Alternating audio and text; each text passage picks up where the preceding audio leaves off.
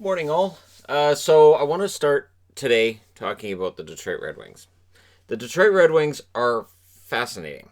They're fascinating because they don't have any pressure. Uh, it feels like they bottomed out last season, and now might be where we start to see where Yzerman envisions this team going in terms of its players, who stays, who goes, this kind of thing. And coming up with this board, it kind of felt like Toronto a little bit in that there's a lot of players here. There's a lot of names. The big difference is there's a lot of young players who, if need be, can either stay in juniors, stay in Europe, get more time to develop, healthy scratch, that kind of stuff. So to me, the Detroit Red Wings with $18.7 million in cap space, which is a bit of a mirage because they've still got Bertuzzi and Mantha at the time I'm recording this as restricted free agents. But they have some money, and they can weaponize that. They have 3 second-round draft picks in next year's draft. They only have the 1 first-round draft pick. They will probably look to acquire others because they're still not where they want to be. And I think the one issue this team's going to have, they're going to have to address, is that first-line center spot. I like Larkin. I do. But I think behind him, I mean, if Veleno rounds out, if Rasmussen rounds out, maybe, but I think they're still missing that star power down the middle. Just a little bit. Their wings, not too bad, though. Bertuzzi, Fabry, Zadina, Helm, Ernie, Svechnikov, Timashov, Giovanni Smith on the left side. Now, personally, I would think Zadina plays third line, but he has the talent where he could play second line. And the thing with Fabry is, A, can he stay healthy? And B, is he going to be consistently good for Detroit? Or are we going to see some of the bad habits he had in St. Louis? And when the wins become more plentiful and suddenly things become more important, does Fabry take more of a supporting role than what he did last year? Good story for Detroit, but does he end up being in their top 6 when they're getting ready to be a playoff team? Maybe not. So, again, Zadina's coming up. Bertuzzi showed what he could do last year. They haven't given up on Svechnikov, and they're still, Timashov's a bottom 2 guy. But they do seem to have some interest in Giovanni Smith, and there's some upside there. Definitely the work ethic there with Giovanni Smith. So I could see him sliding into the 4th line. So the one I wonder about is Helm.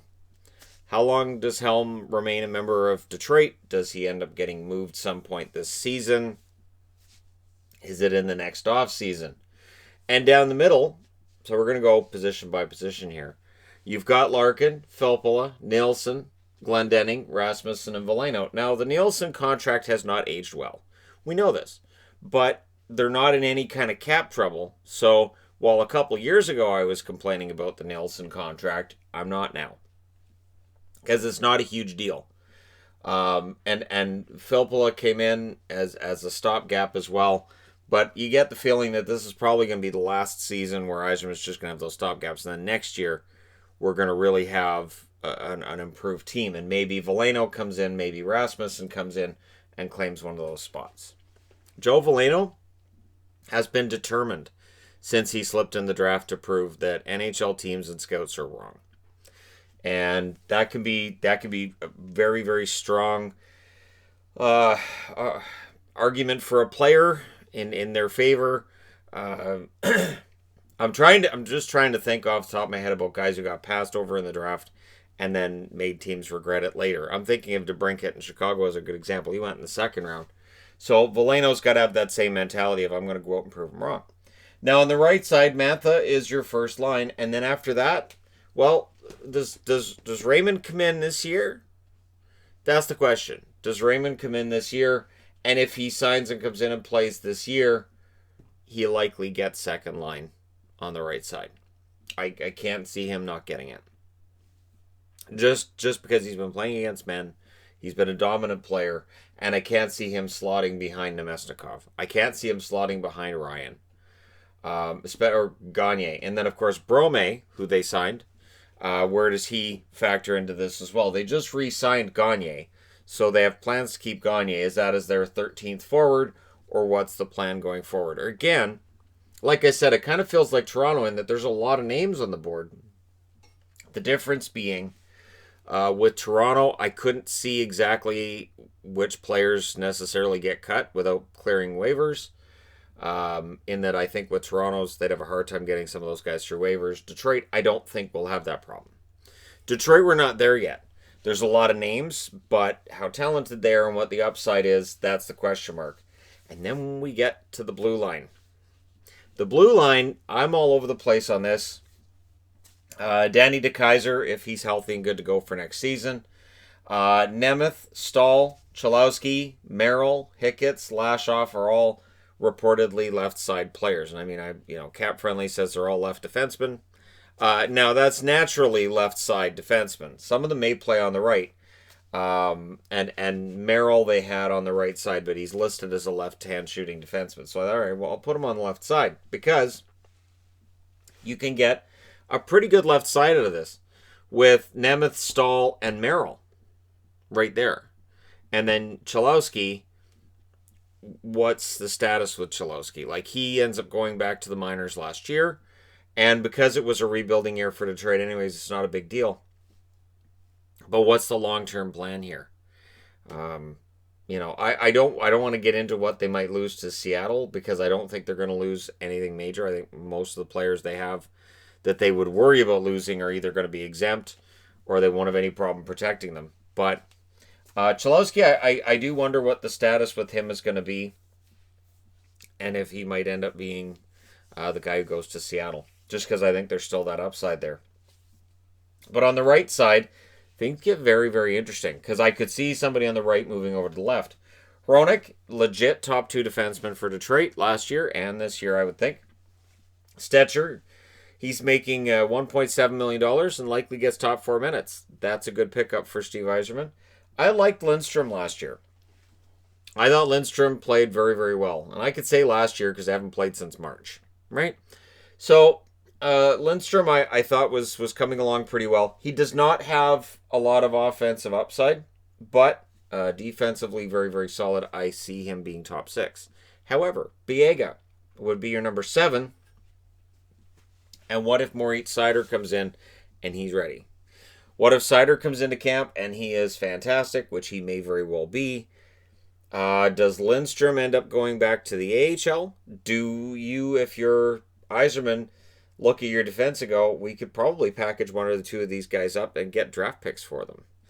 And so that's where things are going to get interesting because Hronek's young. Stetcher's not old either. Lindstrom, of course, is very young. Seider is young. And these are the players you're going to go forward with. Now, you want to make sure you're accenting them with veterans. That's why you bring in Mark Stahl. It's a much better blue line than what they had last season. But with Lindstrom, I thought they were on the right track. And, sometimes they played better than the record. Sometimes they played right down to the record. But that's an interesting blue line. It's not a good one yet, but there are the makings of a good blue line. And I would not be surprised if whatever top 6 comes out of this actually puts together much better numbers than one might expect. Now, in net, they added Grice. Grice should be an upgrade from Howard. Howard had a really poor season and is still out there as a UFA at the time I'm recording this. And Bernier likely slots in as the backup. Or both of them get roughly 40 games over an 80-game schedule. If it's a 48-game schedule, both of them get 24. So I think that was a good pickup for Yzerman. I think that was a smart move. It's a no-risk contract.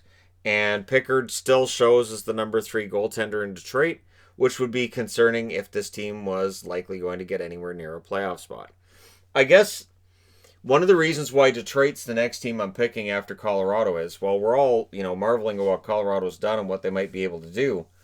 With Detroit, with the 0 expectations on them, and the only thing I'll say for Detroit is they probably won't be the worst team overall in the NHL, because that very rarely happens. You have a team that's worst in the NHL back-to-back years.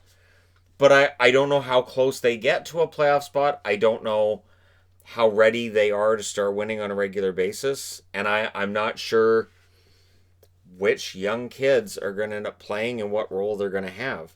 But again, I think they could really use that player down the middle. They could use one more really blue chip prospect in, I will say, the center spot right here. And I'm not questioning Raymond as the signing, but I can understand why there were some mock drafts that said they should take Rossi, because they're looking at that board right here. They're looking at the depth chart and they're saying Rossi would be perfect, and he would have been. Rossi would have been a great pick. Not that there's anything wrong with Raymond, but he doesn't project as a center, and I think they could use a top two center unless Yzerman has complete faith in either Rasmussen or Veleno to grow into that role. They're an interesting team, and I think they may win more games than expected. And there's absolutely zero pressure on them to do so. Part of the reason why the LA Kings go on an 11-game winning streak before the pause, no pressure. The other part being they were pretty good. But Detroit, I could see going on some sort of a run as well, especially early on in the season when you're going to have some young kids likely playing that other teams may not be entirely prepared for. And I think Grace may be able to steal a game or two, which is important because they didn't really have that last season. Bernier played well, but they need that game stealing goaltender. Grace may be the guy. I would not be surprised to see Detroit picking in the top 5 in the draft again. I would be surprised if they weren't, but I think things are going to get a little better. Let me know your thoughts in the comment section below if you're a Detroit fan and whatnot, and how you feel about what Yzerman's put together, and where does Raymond, I would think, slips in here in second line. But again, I didn't put him there because I don't know that that's the plan going forward. I don't know, the plan isn't just to leave Raymond in Europe for the year and then bring him over next year. So again, with all of the uncertainty surrounding the 2020-2021 season, which is why I'm not doing any official predictions or previews or anything, because we don't know what's going on with the season yet. We should know by the end of the month. It is really all kind of all over the place right now. But hey, it's kind of fun to look at. So let me know your thoughts in the comment section below. As always, don't forget to hit like and subscribe if you're browsing your way through. You just happened upon this video. And hey, thank you guys so much for all your support, for all your views, your likes, for hitting that subscribe button, and for recommending the channel to your friends. It is all greatly appreciated. I will talk to you again soon.